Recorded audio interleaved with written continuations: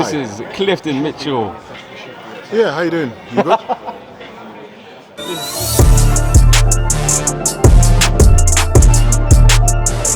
This is Clifton Mitchell. We are weighing in. Cliff, big night, Saturday night ahead of us. Let's start with the main event. Chris Eubank, Jr., Liam Smith. Talk to me about it. I think, all in all, I think it's an absolute cracker of a fight. It's a real 50-50 pick'em fight. I also think that, to be fair, who I'd like to win?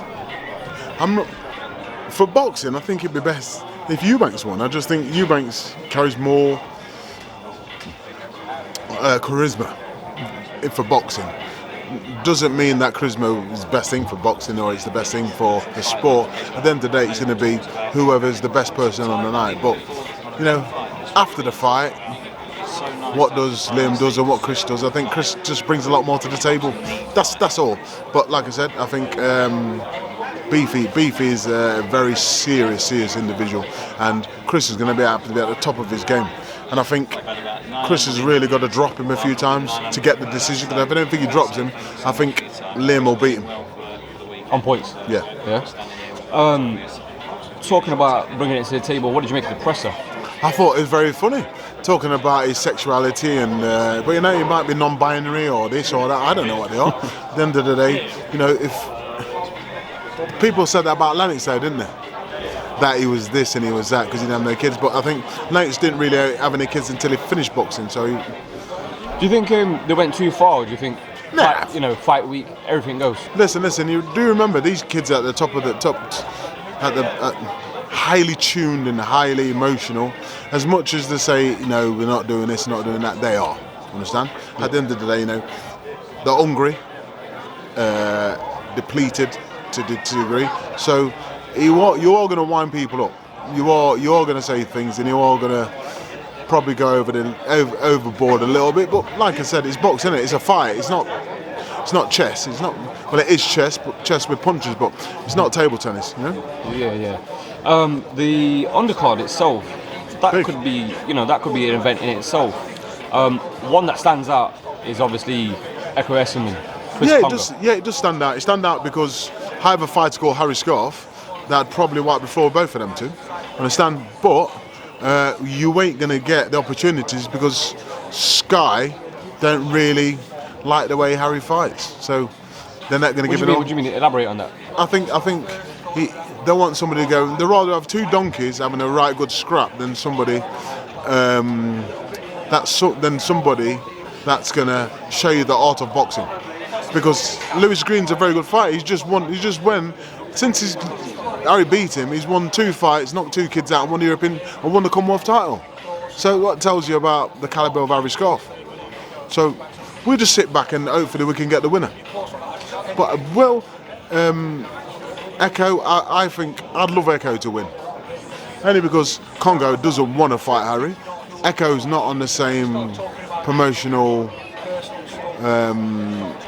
platform. One's on Queensbury, the other one's on Sky. So if he doesn't want to take the fight, he says he doesn't bring nothing to the table.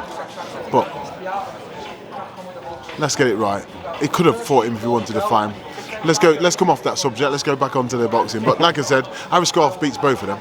Cliff, also on this card we've got Fraser Clark, someone whose career is scrutinised very, very highly. Why do you think it is that his career is scrutinised so much? You can't blame Fraser for the people that all Fraser can do is get in the ring and fight the people that they put him in the ring with. And it's very hard to get real decent opponents. Either you have to go too high or where he's not really ready for that opponent. I'm not saying he couldn't fight these people and get the result, but why take that step just yet? He just needs to be boxing every 2 months and just keep stacking it, getting it. But I think they're trying to line him up for Joseph Parker eventually. I think that's the card, and I think that he is a dark horse in this division, a very dark horse, and I think he beats a lot of good kids. I think he's up there with a lot of them. I like to see him box Woodley. That would be a wicked fight. Yeah, I think I like to see him box Woodley, but also that's a good fight. What about someone like Johnny Fisher? Yeah, Johnny Fisher. I think he's too experienced for Johnny Fisher.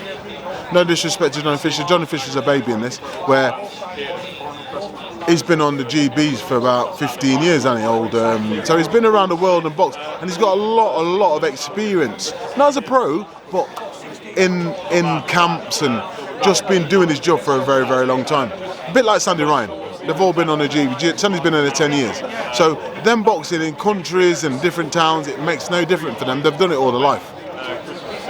Cliff, you're a busy man. I'm not going to keep you too long, but I have to ask you about Ty. Yeah? Has Ty got a fight coming up? He's boxing in Dubai, isn't he? You know he's in Dubai at the minute. He's trying to do some work out there. Boxing Border Control are still fucking them. Sorry, let's not swear. But the Boxing Border Control have got their rules, which I think are all absolutely one rule for one rule for another. But there you go. That's what you get with them, isn't it? It's a dictation. It's not an organisation. It's a dictation. They dictate. Understand? I'll give you another thing. It costs 300 quid for a brain scan. They're charging us 500 quid for all the boxes. Understand? This is what type of business we're working in. I don't respect what they do. Just on Ty, I saw a post of his and he was calling out all the influencer boxers. Yeah. Is that a route you'd like to see him go down? Yeah, there's more money in it than the boxing, isn't there? Let's get it. There's more money in the influencers than there is in the British Boxing Board of Control, because the Boxing Board of Control take all the money out of this job. Understand? So if he goes down that route and then gets his license, he just needs to fight and get in the camp. He's training. He'll be on the. He'll be ready to train with Tyson for the Usyk fight. Tyson's already penciled him in. He definitely wants him on camp. Yeah. And I think Chisora should ask for him. Bellew sparred with him for that fight. And Tony Bellew says he's the best man that you're going to get to spar with for Usyk. He's the closest thing you're going to get. Wow. And that's good praise from a good kid. Cliff, just as you mentioned that one, Fury, Usyk, you were very close with Fury. How close is that fight to actually getting signed? I think it'll definitely get signed, because I want one champion. You know what I mean? So I think it will get made. Now they'll probably get made in Saudi, so somewhere like that. But I think Fury's just too big, and he's not only big, he's mobile. He's not somebody that's just a big lump that's just going to plod around the ring. He's actually more athletic than Anthony Joshua in the way that he fights. So, and you wouldn't, if you looked at the two of them, you would say the other one was the other one. So, you'd switch that. But like I said, what do you think to Joshua's new trainer? What do you think to Joshua's new trainer? Don't know a lot about him, but is it too late to be getting a new trainer or not?